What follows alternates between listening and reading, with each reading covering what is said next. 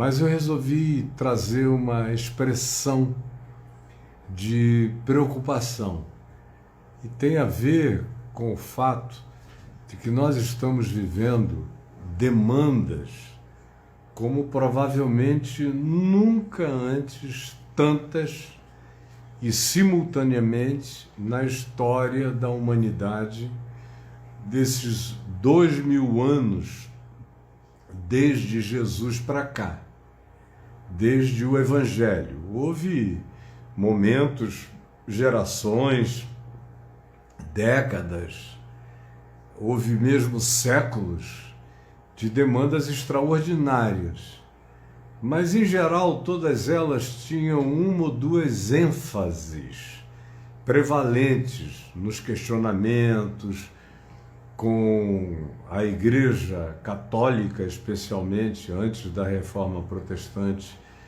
dando todos os ditames da loucura e da regulamentação em nome de Deus, transformando Deus num ente de natureza obsessivamente microscópica, que ficava olhando vírus e bactérias do comportamento humano, quase invisíveis aos olhos, ou um Deus de telescópio, olhando para coisas tão distantes da realidade, mas que apenas a ele preocupava, de acordo com os líderes da igreja ou da religião cristã, do cristianismo, e aí já especialmente de Constantino para cá. E houve, portanto, momentos de demandas extraordinárias, como na Reforma Protestante no século XVI. Sobretudo, naquela época, era a questão da barganha com Deus, da venda de indulgências e tudo que a ela se atrelava nojentamente.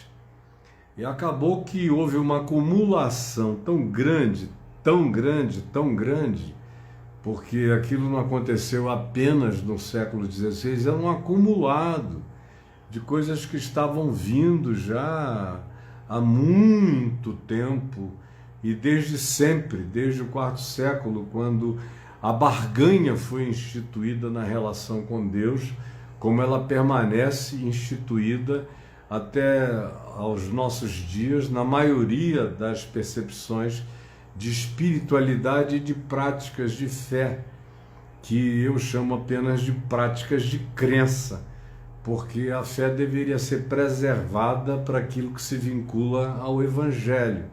Do contrário, se a gente começa a usar a terminologia ou a expressão fé para designar crenças ou doutrinas, a gente destrói a palavra fé, a gente perde o significado dela, ela cai no meio de um caos semântico que não serve para nada. É como a palavra igreja, que perdeu totalmente o seu significado e ganhou outras conotações.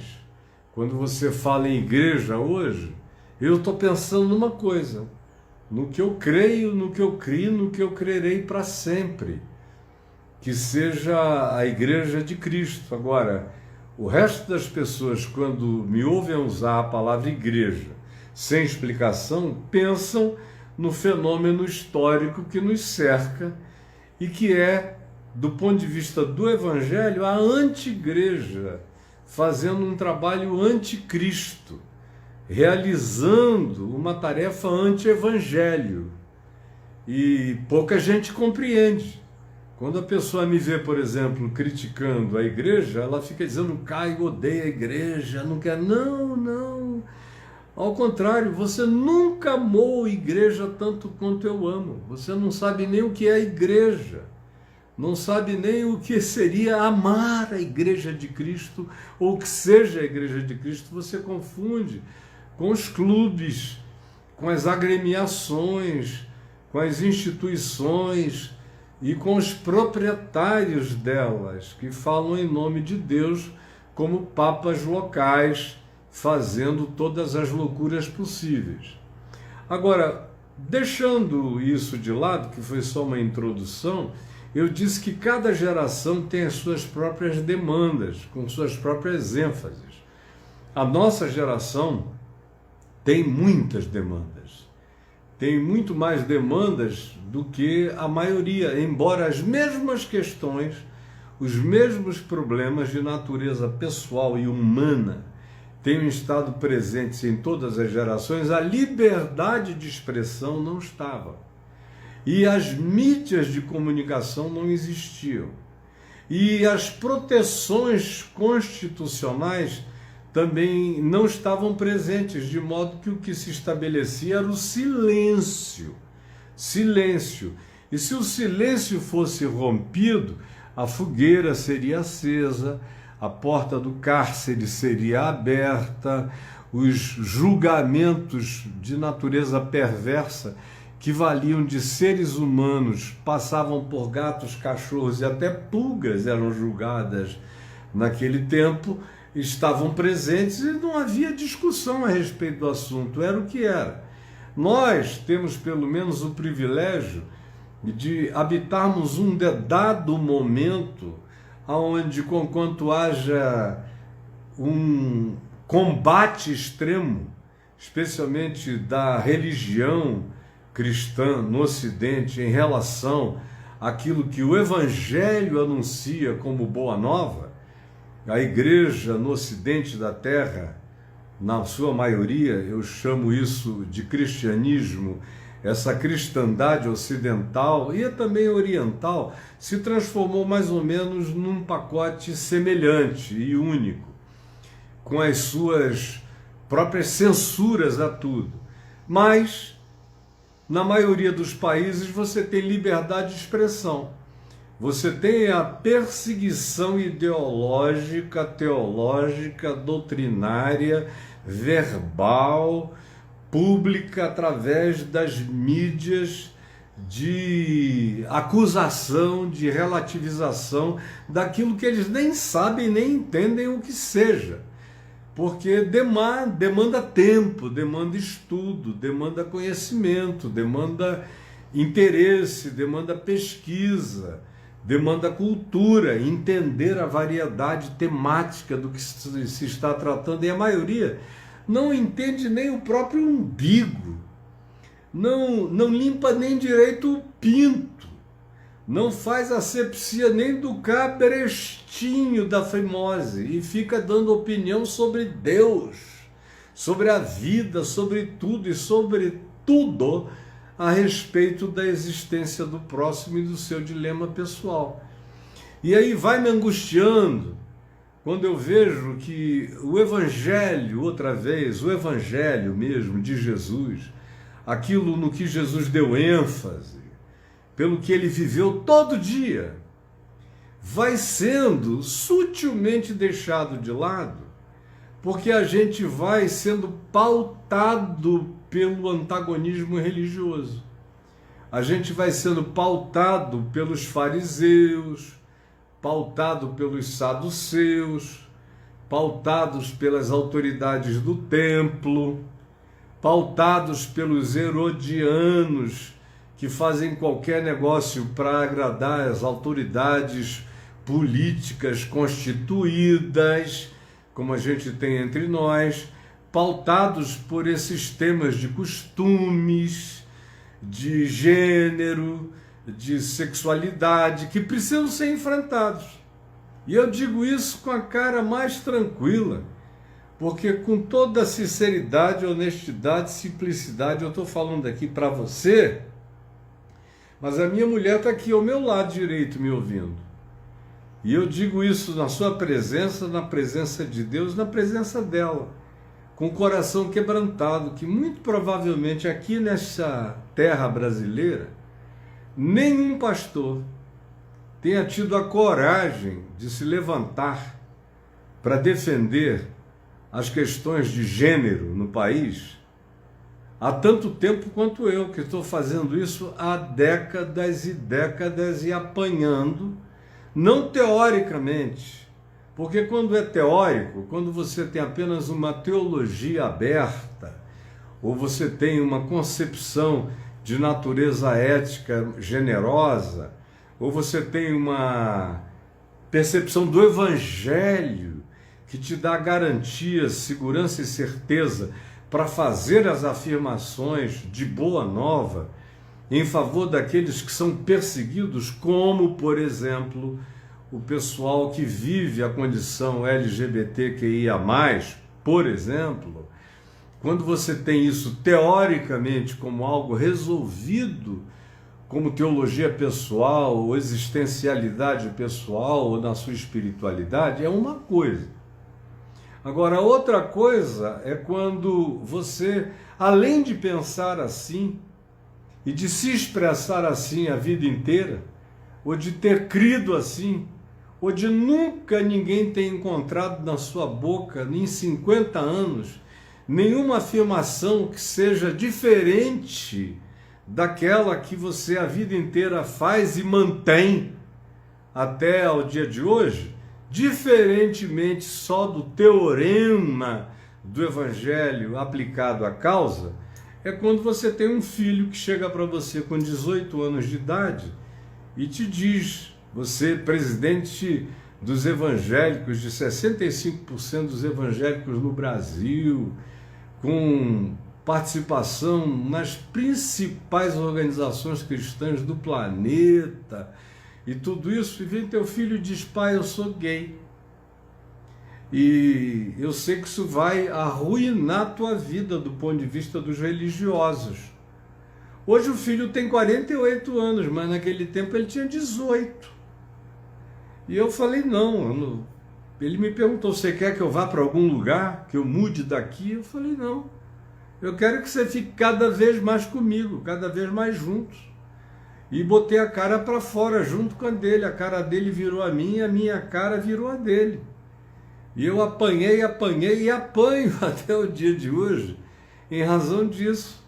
Ou quando nossa netinha mais velha chegou para a Adriana, que está aqui ao meu lado, ainda adolescente, e teve liberdade com a vovozinha dela, que ela sabia que era do Evangelho realmente, que tinha um coração aberto de verdade, não como teoria, nem como teorema teológico, e se abriu e se deixou perceber e manifestar como uma pessoa gay, ou como os gays femininos se auto-intitulam, como lésbica, conforme está no L de lésbica, G de gay, BTQIA+, lésbica. E o que é que se fez? Acolhemos contra tudo e contra todos os que pensavam diferente. E acolhido está para sempre. E em qualquer geração será assim. Isso faz tudo ser muito diferente, porque não tem a ver com um teorema exposto. Tem a ver com pele, com carne, com cacete, com paulada, com corredor polonês, que não ataca só teu pensamento, ataca a tua pessoa, ataca a tua carne. Eu já recebi acusações de que isso deve ser um defeito no meu DNA, para você ter uma ideia de até onde as pessoas levam isso. É de uma importância enorme a questão. Por exemplo, a questão do aborto. Eu fui um dos primeiros a lidar com isso, não agora, mas há 40 anos, quando eu escrevi um livro que a editora Betânia publicou, chamado Abrindo o Jogo sobre o Aborto, e em cujo livro eu não abria a perspectiva de que vamos fazer aborto de qualquer maneira, vamos liberar geral, de modo algum. Eu sempre fui muito consciente e responsável sobre o significado do aborto. Mas eu cria que havia condições, sempre criei, como creio, nas quais o aborto tem que ter permissão para acontecer, conforme inclusive a nossa Constituição já defende há muitos anos. E são causas completamente defensáveis. Mas também tem uma outra causa que a nossa Constituição não defende, que é a causa do livre-arbítrio da pessoa, do indivíduo engravidado, que nunca é um homem. é sempre uma mulher. E eu sempre defendi, em primeiro lugar, nesse tópico, que se uma pessoa ficou grávida, numa gravidez indesejável, uma gravidez inconcebível, uma gravidez que não se desejava mesmo, não se queria de modo algum, a primeira alternativa, mas veja, é uma primeira alternativa difícil de ser praticada. Deveria ser, e eu estou dizendo isso desde 40 anos atrás, está escrito lá no meu livro Abrindo o Jogo sobre o Aborto, a primeira alternativa deveria ser tentar ter a criança e entregá-la para adoção. Como, graças a Deus, uma quantidade enorme de pessoas me ouviu, milhares. Você que alguém escreveu aqui, me chamou de abortista, está pecando contra Deus, contra a tua alma, você não sabe de nada, menino, menina, não quero nem ver se é homem ou mulher, não quero perder meu tempo. Só estou dando uma explicação. E que quantos fizeram? É difícil aguentar 9 meses, uma gravidez indesejável, para depois ter o neném e entregar aqueles que, uma vez tendo tido, não quiseram continuar, porque tem uma outra coisa. Quando às vezes a mãe leva a gravidez até o 9º mês e tem o neném, e ela olha a criança, ela nunca mais quer entregar aquela criança. Existem muitos casos assim, que eu vi, que eu assisti, que eu acompanhei. Faz meio século que eu acompanho esse negócio. Mas tem outras que mesmo depois de terem um neném dizem, não estou preparada, não tenho coração de mãe, isso aconteceu por acaso ou por violência, eu não quero. E aí entrega para alguém adotar, e eu conheço pessoas que viraram homens, mulheres, estão adultos, com 40 anos de idade, viraram pessoas interessantíssimas, foram super bem amadas e adotadas, e essa é uma questão a ser sempre tratada com todo respeito, carinho, consideração e com essa vontade de proteger quem, em geral, não é protegido nessa hora, que é, em primeiro lugar, o feto e, em segundo lugar, a mulher. Agora, a mulher tem que ter liberdade para escolher, porque o homem nunca aparece nessa hora e a questão nunca o envolve. Mas, conquanto o Evangelho, o Espírito do Evangelho, o Espírito de Cristo, tem uma palavra a oferecer, que é libertadora, que é boa nova, e que eu sei que eu a tenho anunciado e praticado nesse aspecto também durante todos os dias da minha vida. Por outro lado, o Evangelho não pode se resumir só a isso.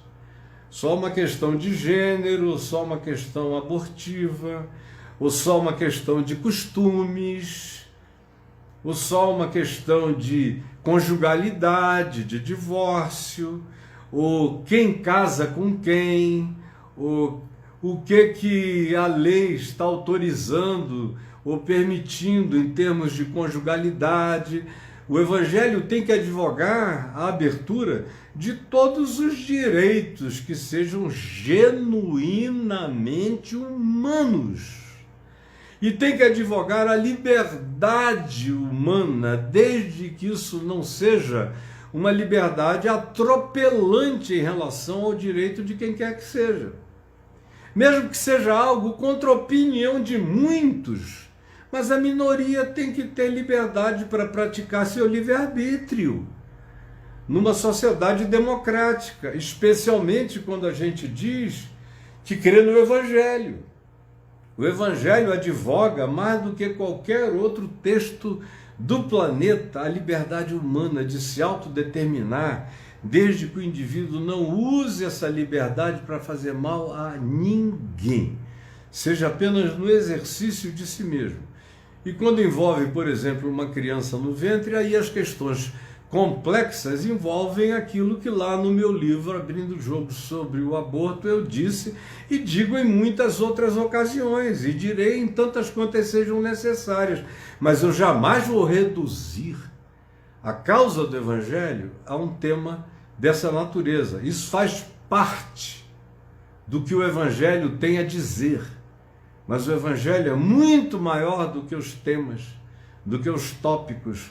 O Evangelho não pode ser reduzido a usos e costumes.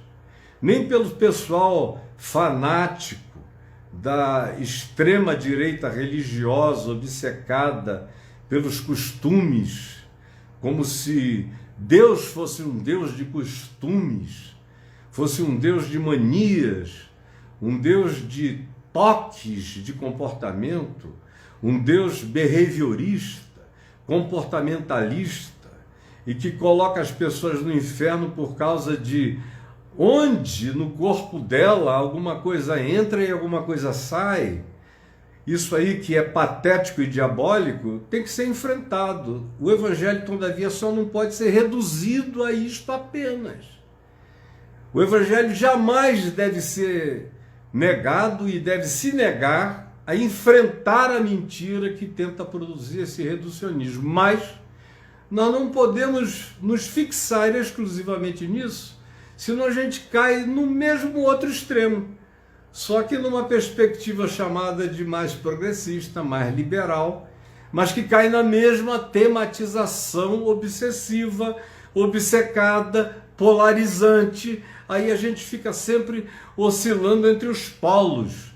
Eu não sou desse polo direitista dos usos e costumes, eu sou abolicionista, mas sou de um outro polo, e o Evangelho sendo como um Tiradentes esquartejado aí no meio, todo mundo puxa o seu lado, para o lado de cá, para o lado de lá e vai.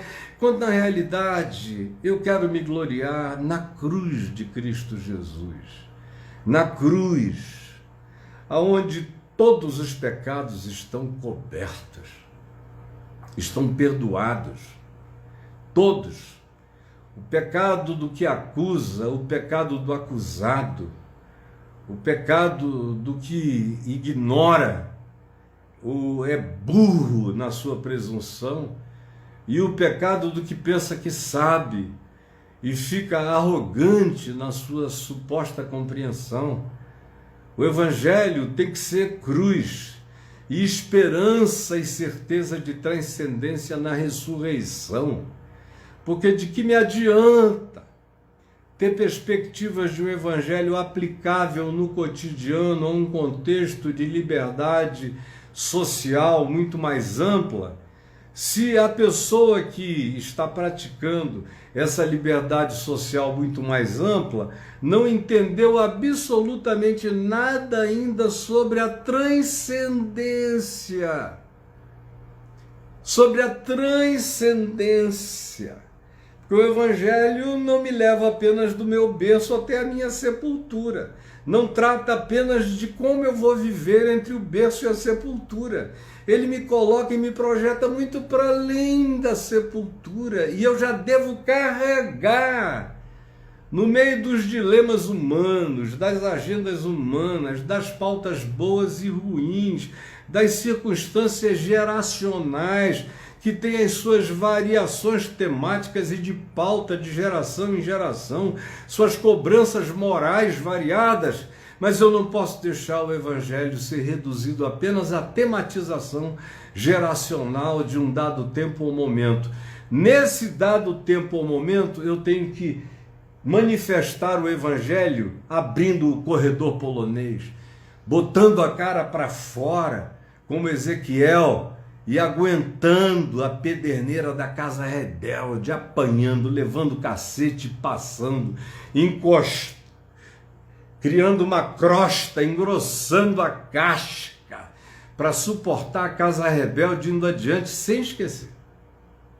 Todavia, que o Evangelho é maior do que o que você faz com a bunda, com o pinto, com a pepeca, com o vinho, com a bebida, com o prazer, com o desprazer, isso e aquilo, fazem parte da periferia e, em alguns casos, se tornam importantíssimos porque existem pessoas oprimindo diabolicamente outras.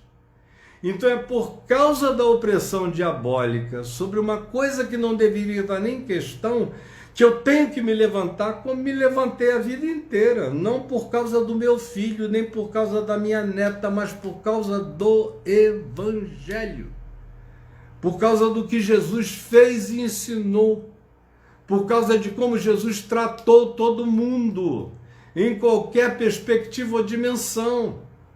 E o que eu estendo como graça aos que estejam eventualmente do lado esquerdo, ideológico ou teológico, ou progressista, assim designado por aqueles que não conseguem viver sem colocar apelidos ideológicos nas bandas da vida, do mesmo modo como se tem que defender esse lado, se tem que ter a coragem também de defender quando se começam a cometer exageros na outra direção ou no polo oposto.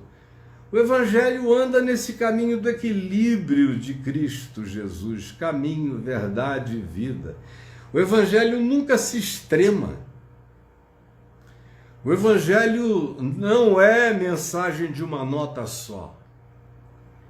Toda vez que eu vejo que eu começo a me tornar uma pessoa de uma nota só, eu tento me acordar o quanto antes. Porque eu estou há meio século condenando mensagens de uma nota só, porque elas têm o poder de criar toques geracionais, transtornos obsessivos compulsivos temáticos. Esses toques, onde parece que o Evangelho é só aquilo, só aquilo, só aquilo, só aquilo, a igreja tem que ser só aquilo, só daquele jeito, só daquela forma. E aí, assim como alguns do lado chamado conservador direito, desse extremo que entre nós chegou ao fascismo recentemente, fazem, a gente não pode, com o mesmo tipo de transtorno obsessivo compulsivo temático, fazer a mesma coisa do outro lado, porque o Evangelho fica no vácuo aí no meio, e é nesse vácuo aí do meio que entram mais loucuras para ocupar. Mais loucuras. Então, enquanto eu bato de um lado e bato do outro, eu tenho que manter a minha ênfase aqui no cerne. O cerne é a cruz. O cerne é a ressurreição. Eu, por exemplo, me interesso há muitos anos por todos os tipos de ciência.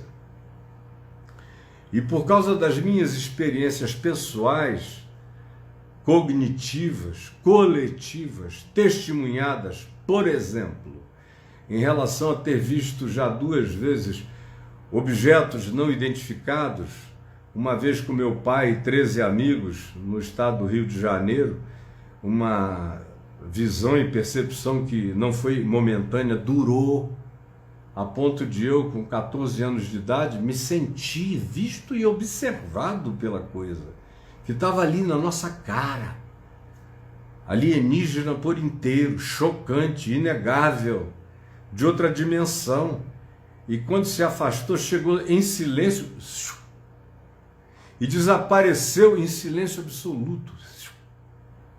Como depois, numa aula de física, alguns já me ouviram aqui contar, eu vi um negócio que parecia um pão de açúcar, da grandeza de um pão de açúcar, em cima da cidade de Manaus, eu e a cidade inteira, e o meu professor de física ao meu lado, e a Escola Técnica Federal toda, em abril de 1974. Não houve ninguém que não tenha visto aquela coisa brutal. Quando eu vejo esses filmetos aí de OVNI, eu acho tudo... Eu dou gargalhada, porque pode ser qualquer coisa. Agora, as coisas que eu vi, que nós vimos, os que estavam comigo, e da segunda vez aos milhares, são incontestáveis. E eu, desde os 14 anos, que pesquiso, me interesso. Cada dia eu acho que compreendo um pouco mais sobre isso. Tenho muito a dizer sobre isso. Vou oferecer um curso onde esse tema será um dos temas. Não o único tema, mas um dos temas por causa da natureza espiritual dele. É um tema profundamente espiritual. E que nos próximos anos terá o poder de gerar confusão incomparável na Terra. Já está gerando confusão. Essas coisas têm a ver com principados, com potestades, com aquilo que a Bíblia chama de anjos ou demônios, com príncipes da luz ou das trevas, só são outros nomes. Mas eles estão presentes na Bíblia desde o livro de Gênesis. Nunca estiveram ausentes. No Novo Testamento também. Como também em todas as culturas planetárias, esses seres estão presentes com os mesmos designs, com as mesmas expressões. E quanto mais você estuda história, antropologia, arqueologia, que não fica limitada apenas à Palestina, mas mergulha em compreensões que estão muito para além do Homo sapiens sapiens de 6, 7 mil anos atrás, que é brincadeira. Quando você vai compreender isso tudo, o acervo de percepções aumenta muito, mas esse não pode ser um tema único. Isso tem que fazer parte daquela compreensão ampla do Evangelho, e eu olho para isso, incluindo isso, na perspectiva escatológica da mensagem de Jesus. E como nós estamos vivendo uma época onde a tendência é que essas travessias dimensionais aumentem. E aí eu tenho base bíblica para falar disso dias. Base bíblica, não é minha opinião, não. E nem preciso recorrer ao livro de Enoque, nem a Zohar, nem a nada disso. É na Bíblia, do Gênesis ao Apocalipse. Base bíblica extraordinária para afirmar tudo que eu estou afirmando. E para não ser contestado por ninguém em lugar nenhum, porque ninguém vai ter a coragem de depois partir para o encaramento. Eu sei o que eu digo, enquanto eu não sei, eu estou calado. Agora, quando eu sei, eu viro um ser com cara de diamante, atravesso a pederneira do teu obstáculo e quebro no meio mesmo. Eu sei com convicção, em fé. Agora, mais do que nunca nesses dias, a gente precisa pregar o Evangelho com a integralidade temática de todas as suas pautas. Tem que ser cada vez mais o Evangelho integral. A gente não pode transformar o Evangelho num único tema, do contrário, ele fica num estado de aleijão horrível. Vai ficando reduzido a alguma coisa que, infelizmente, não é aquela que faz parte da essência que abrange tudo. Eu tenho que partir da graça, que é a essência que abrange tudo, dos braços abertos do Cristo Cordeiro na cruz, que abraça a todos no Oriente, no Ocidente, para todos os lados, que assambarca todo o drama humano, a angústia humana, o desespero, porque me desamparaste, a sede, a fome, eu tenho sede, as angústias variadas, os abandonos, as rejeições, as mais diversas, tudo aquilo que compõe a vida humana e que converge para a cruz, de maneira concreta, tanto quanto de maneira subjetiva e objetiva, e que inclui todo o dilema da experiência humana e conclui com a transcendência para além da morte, da sensação do corpo físico. Pai, nas tuas mãos eu entrego o meu espírito. Passa pela sede, passa pelo abandono existencial, passa por dar esperança a quem do lado não tem esperança nenhuma, mas gostaria de ter. Lembra-te de mim quando vieres no teu reino, hoje mesmo estarás comigo no paraíso. Vai incluindo todas as necessidades, das físicas, emocionais, existenciais, psicológicas, escatológicas, da necessidade de fé e de esperança, e termina, no fim de tudo, dizendo: eu transcendo. Essa cruz não acaba nada. Pai, deixo este corpo aqui, por enquanto, mas ele ressuscitará da morte ao terceiro dia. Eu, todavia, nas tuas mãos entrego o meu espírito. E o Evangelho precisa carregar essa plenitude da cruz. Cada mensagem do Evangelho tem que levar em consideração todas as pautas da cruz e da ressurreição. Não uma, não duas, não apenas três. Do contrário, a gente fica aleijado e a gente vai aleijando a consciência das gerações. Ou a gente vai só exacerbando a polarização de conflitos. É a centralidade da cruz que pode fazer com que os fascistas religiosos quebrantem o coração. E pode também fazer com que os magoados, machucados, ofendidos, expulsos, rejeitados, sofridos, rasgados, sejam curados nas suas dores e manifestem perdão a respeito de todos aqueles que na sua ignorância ou brutalidade ou perversidade lhes fizeram mal, desde os seus próprios pais até as suas igrejas ou a sociedade como um todo. Ou seja, o Evangelho tem que assambarcar, essa cruz tem que abrir os braços para a direita, tem que abrir os braços para a esquerda e tem que terminar olhando para cima, que a nossa vocação é eterna. Se a gente perder isso, se a gente perder esse fio da meada, a gente corre o risco de se tornar apenas compositor de um samba de uma nota só. E é por isso que vocês vão me ouvir o resto da vida pregando, faz 50 anos que eu prego, e vocês nunca me ouviram ficar num tema só. Nem me ouvirão. Eu bato muito na religião porque, infelizmente, ela é onipresente na vida de vocês e nos males gerais,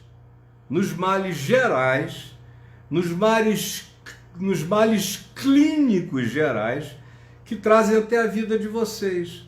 Mas cada dia eu peço mais a Deus que eu preciso tocar menos no assunto da maldade da religião, para que ninguém fique com essa obsessão, desenvolva um toque, um transtorno obsessivo, compulsivo, temático a respeito de alguma coisa, porque isso é aleijante, diminui a clareza.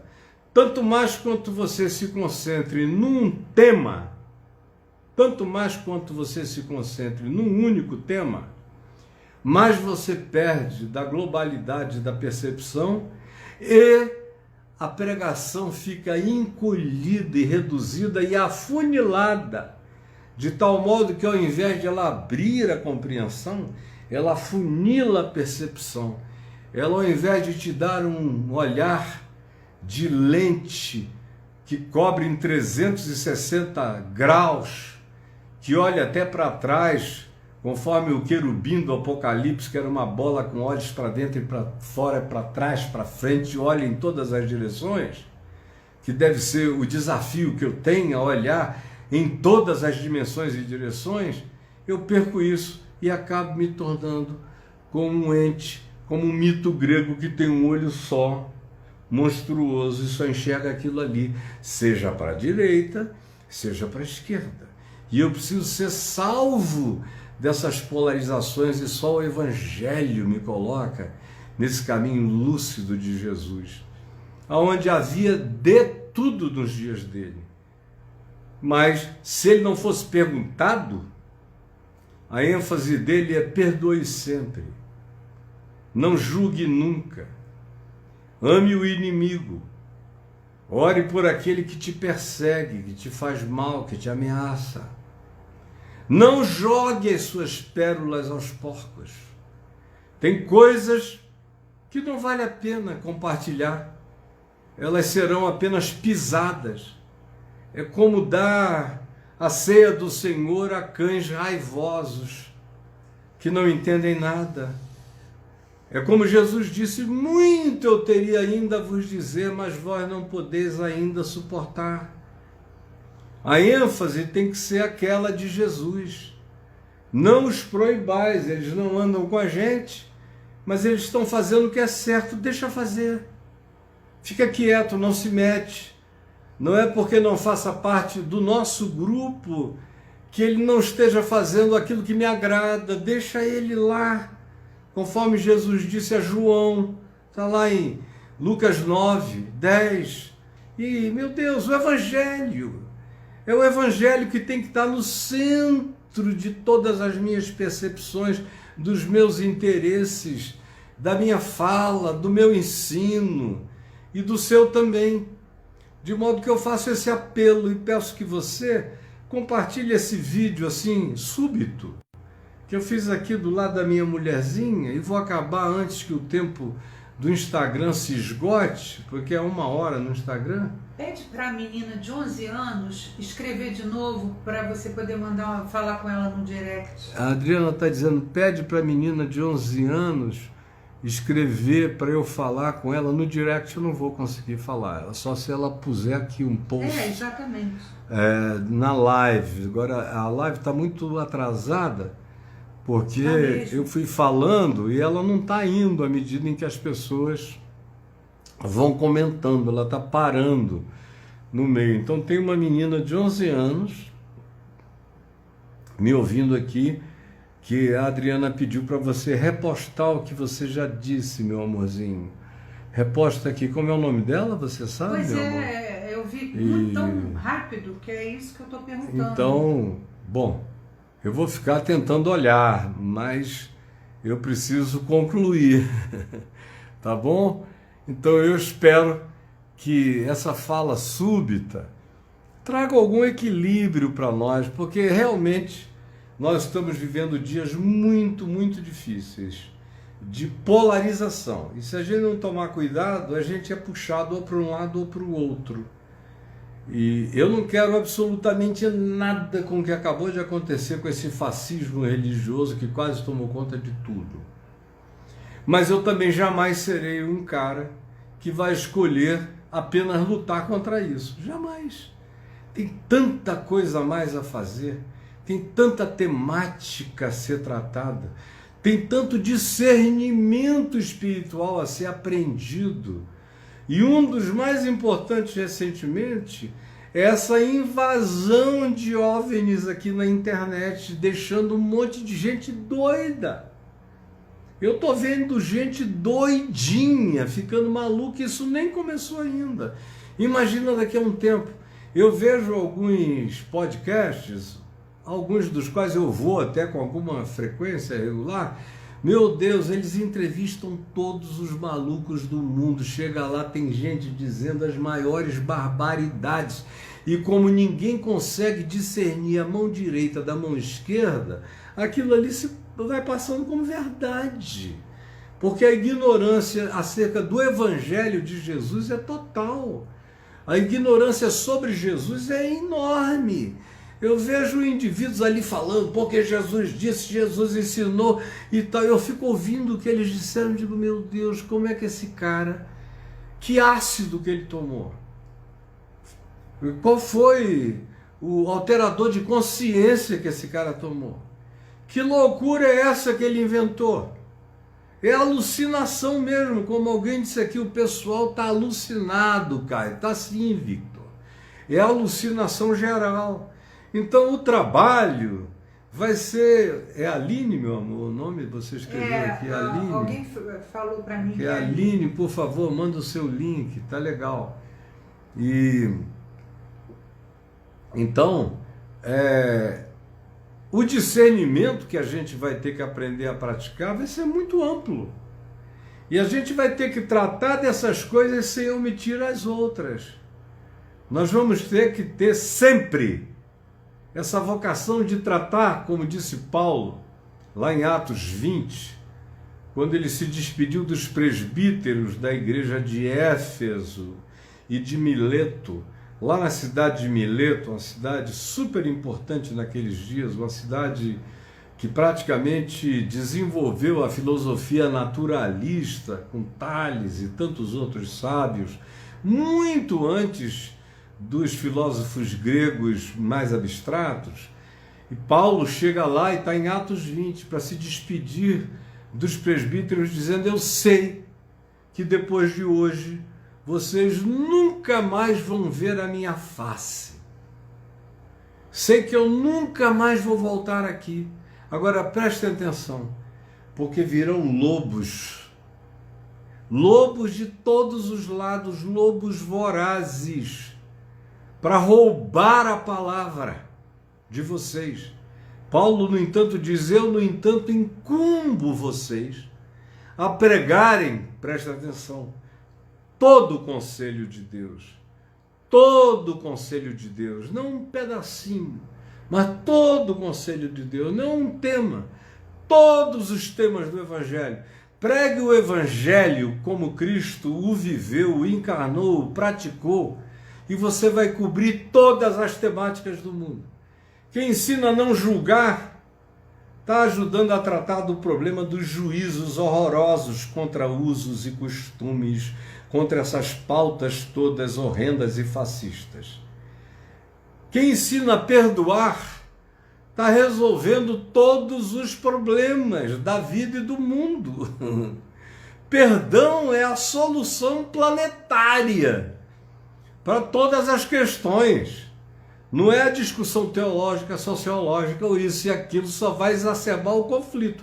A gente tem que passar por dentro da discussão sociológica, antropológica, isso e aquilo, mas a gente só não pode ficar fixado nela, porque ela não traz a solução, ela só traz a análise de pesquisa do conflito, mas não soluciona, não faz convergência que só o perdão realiza no Evangelho segundo Jesus, segundo a cruz, minha gente. Então, eu aceito apanhar de todo lado, mas vocês vão ter que bater num ser humano que prega o Evangelho na sua inteireza, integralidade, e que não virou samba de uma nota só em momento algum.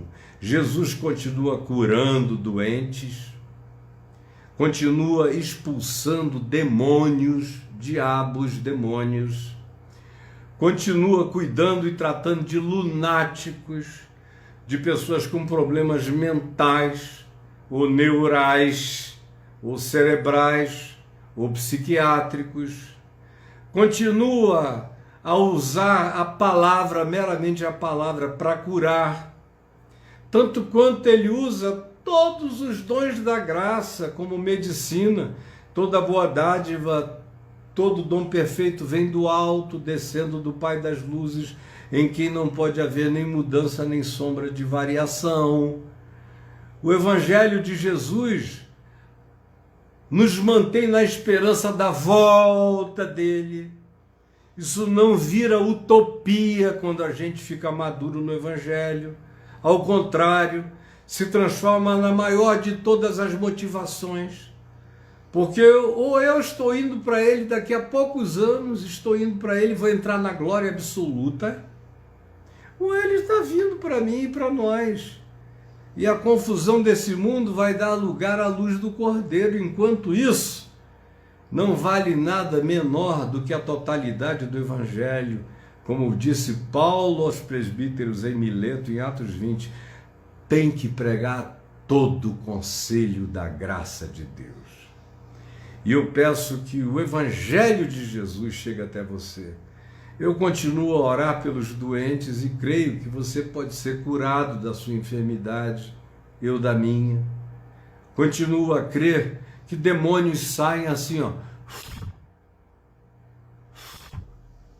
Enquanto eu prego, eu tenho visto milhares de demônios deixarem as pessoas. Gente que chega para mim e diz: eu estava 10 anos numa cama, com depressão, ouvi a palavra que você pregou e me levantei na hora. Era depressão? Sinceramente, eu sei que era opressão demoníaca, mas que a psicologia não tem essa categoria de designação e diagnóstico. Então eu não digo nada. Eu sei que o processo de depressão pode, em alguns casos, significar uma libertação quase instantânea, mas na maioria das vezes ela é gradativa, é gradual, e a gente não pode misturar as coisas. Mas eu creio numa e creio noutra. Eu creio que tem seres de natureza civilizatória visitando o nosso planeta, tanto quanto eu creio que eles fazem parte de escolhas do bem e do mal. Assim como, do ponto de vista da Bíblia, a gente chama uns bons seres transdimensionais de anjos de luz, anjos do bem, e chama outros de principados do mal, anjos do mal, é só uma questão semântica e de nome. Está todo mundo aí com outros apelidos, mas fazendo a mesma miséria, criando a mesma confusão. E a gente vai ter que ter sabedoria para lidar com tudo, para tratar de tudo,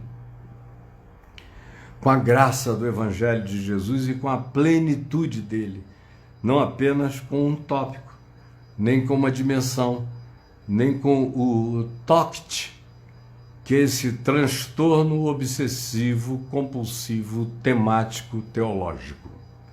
Tome cuidado com isso, tá bom? Agora, quem falou aqui, fala Fabão, Jorge V. Filho, não me conhece, não é, Jorge? Chegou aqui pela primeira vez, meu amor, viu? Meu nome é Caio, meu filho, Caio Fábio, Fabão eu não sei nem quem é.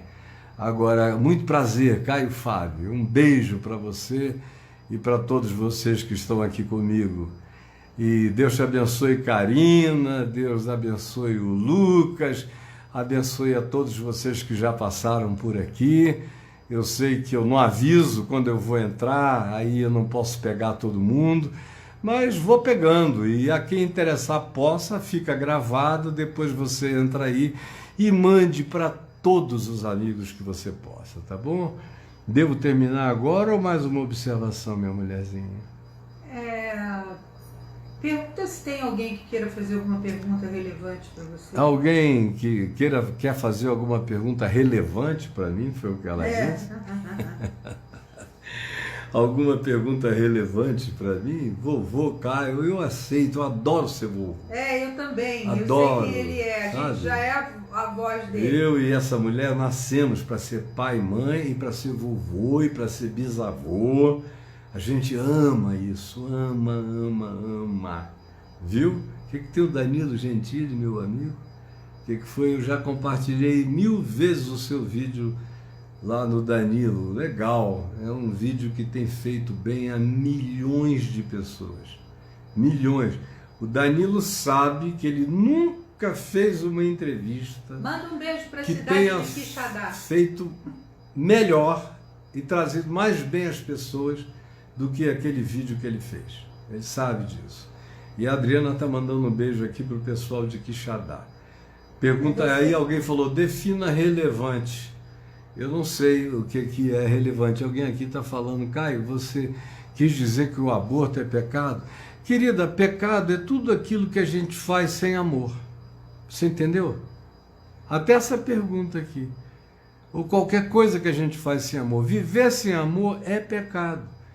Nós, como a gente não vive com amor, a gente vive em estado de pecado o tempo todo.